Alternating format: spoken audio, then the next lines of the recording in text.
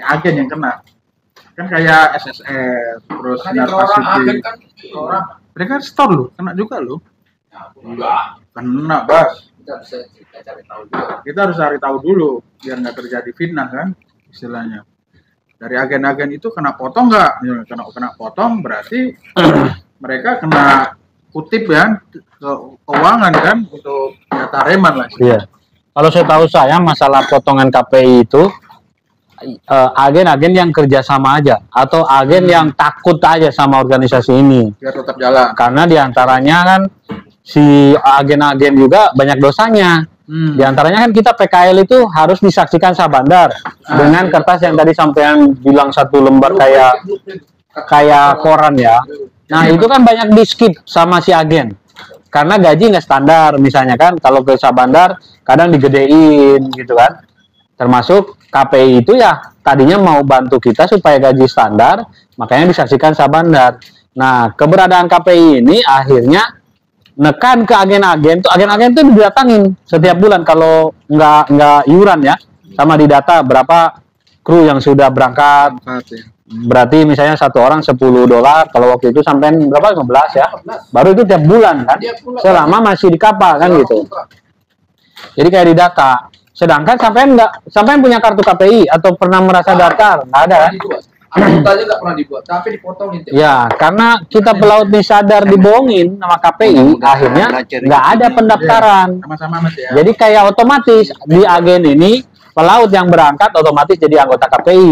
Di antaranya membayar itu. Mungkin bisa jadi kartu sampean, keanggotaan, dan lain-lain yang benefit yang dikasih sama KPI disimpan juga di agen ini. Dan agen terpaksa, misalnya kayak berangkat 100, agen daripada bayar 100 kali $10, ya mungkin asal bayar aja berapa nih, yang buat yang datang aja gitu.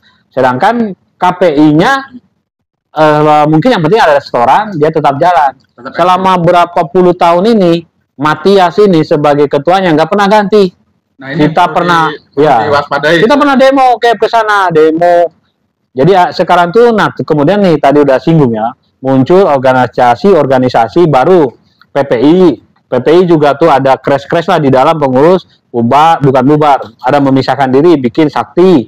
Kemudian ada lagi yang KNPI apa tuh yang perwira tadi sampai niaga itu ya, perwira semua di situ. Orang-orang ini yang menurut saya mereka juga aktif, cuma akhirnya kesannya masing-masing individu merekrut anggota. Oke, daftar anggota bulanan atau misalnya iuran 400.000 dan sebagainya. Ya, jadi member. Nanti kalau ada masalah dengan member dibantu. Tapi kalau yang nggak member kan nggak mau bantu. Bukan nggak mau jangan bantu juga. Yang kita ada masalah bukan member, kita juga malu juga kan. Ya. Orang ada iurannya kita nggak ikut. Nah, jadinya kesannya masing-masing. Sama pergerakan mereka ini, menurut saya kebanyakan dari mereka ini masih pelaut aktif. Jadi ya kayak gitu, wacana doang nih ketika kita ngobrolin tentang dunia persilatan ya. Udah di kapal susah juga, termasuk organisasi yang bubar banyak. Nah kembali lagi ke KPI, memang pernah ini tuh jadi diskusi banyak bahas, termasuk ada yang misah KPI Priuk ya. Yang KPI Priuk agak lumayan lah itu pergerakannya dalam membantu, cuma badan hukumnya entah juga, karena kan masih bagian dari ya seharusnya. Cabang. Padahal KPI ini asetnya selain kantor punya sendiri, cabang udah di mana-mana. Yang paling aktif ini di Bali. Di Bali mereka memang banyak rekrut buat kapal pesiar kan, ratusan ribu itu. Wisata. Iya kan? Income-nya. Taruhlah misalnya kita protes di Jakarta, mereka di Bali aja udah. Orang dia menganggap mereka itu satu-satunya organisasi diakui sama perhubungan. Cuma nggak ada buat apa-apa, semua kesian. Nah, ini yang sekarang juga para aktivis yang pada vokal terhambatnya itu ya Bas, kalau ngomong ke saya terhambatnya mereka kitanya nggak bisa bersatu. Misalnya nggak bisa bersatu itu misalnya demo kemarin lah, kalau cerita di Facebook di grup itu mau turun sekian ribu orang, yang datang puluhan aja. Malah banyakkan polisi yang jagain tuh di kantor itu waktu itu. Jadi itu aja nggak bisa menunjukin kekuatan, ya kan. Kemudian misalnya mau lewat legal ya ke perhubungan. Ya saya entahlah mungkin ada main-main juga. Selama ini ada Pasti. si aktivis itu, bahkan sampai ke DPR ada temu apa tuh namanya? Temu aspirasi ya. Itu beberapa kali saya lihat ketua-ketua ini, ketua-ketua perkumpulan ini. Ada perubahan. Nah, termasuk saya di YouTube itu pernah ikut Zoom meeting yang tadi saya ceritakan. Saya bantai di situ Matias itu, mungkin nanti bisa cek itu lah video YouTube. Tapi ya kita cuma bisa segitu, mau berbuat apa? Nggak bisa lebih lagi. Agen-agen pun takut. Kalau istilahnya kayak Japrem datang, mana pelautnya berapa yang berangkat sini iurannya gitu. Selama misalnya kita ya LSM kayak begitu ya. Pastikan bulan ini kan 100, bulan depan minimal 6 bulan ke depan 100 orang nih kari 10 atau $15. Kalau kurang diancam dong karena banyak dosanya juga agen-agen itu tadi. Pendataan. Kebohongan ya. Nah, ini mungkin mudah-mudahan lah. Mungkin ada saran nih dari kapten nih untuk KPI kah atau untuk kita pelaut nih sebaiknya gimana? Selain kalau di luaran sih bubarkan KPI ini, ganti pengurus. Caranya itu kira-kira gimana? Termasuk kan akhirnya standar gaji kita susah. Orang seolah-olah kita nggak bersatu. Owner-owner kapal itu tepuk tangan, malah bisik-bisik ke Departemen Perhubungan. Itu pelaut tuh masih kurang, Pak. Kasih BST gratis, Pak. Biar pelaut banyak nganggur, pasaran rendah. Akibat dari KPI-nya nggak jalan. Bagian strategi.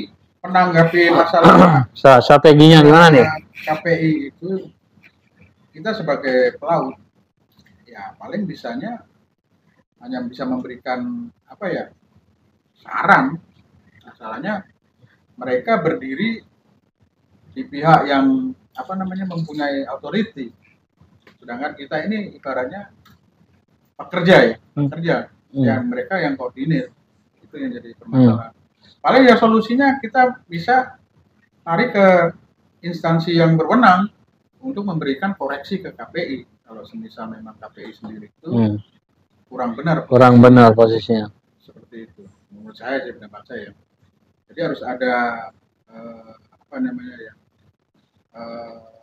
approach ya. Kita approach ke perhubungan laut untuk melaporkan hal ini. Nah, jadi kalau baru mengaudit gitu ya. Kalau perlu itu udah diaudit itu. Harus ada audit yang mana itu KPI itu sebenarnya eksis apa cuman dia mau makan uangnya doang. Nah, makan uang pelaut. Karena jelas kalau iuran tuh masih sampai sekarang agen-agen terutama agen-agen yang resmi besar gitu ya.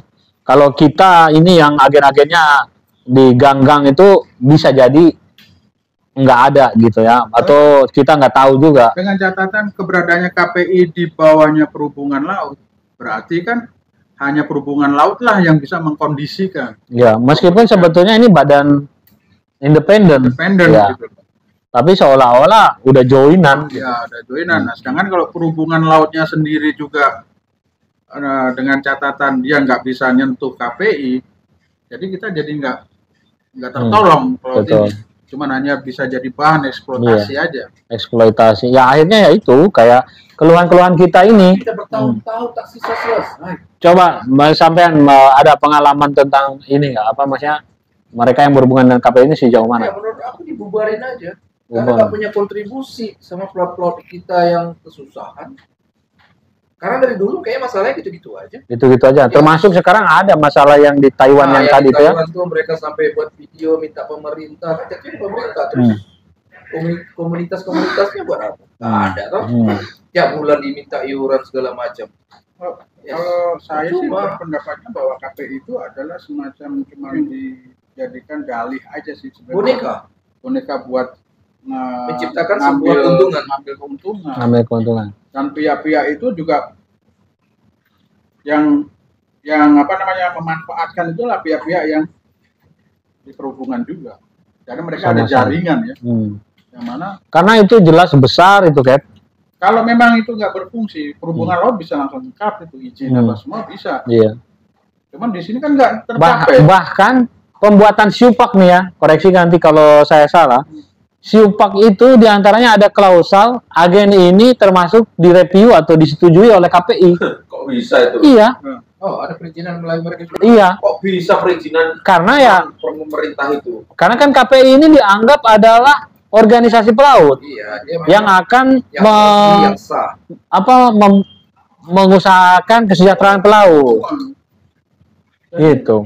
Ngadain yang pihak-pihak tertentu yang bisa untuk di-share. Bagaimana pemerintah bisa kalah dengan orang pribadi? Ini sih udah preman, bro. Udah preman. Aduh, pas lagi meeting itu ya, seminar gitu, anjir.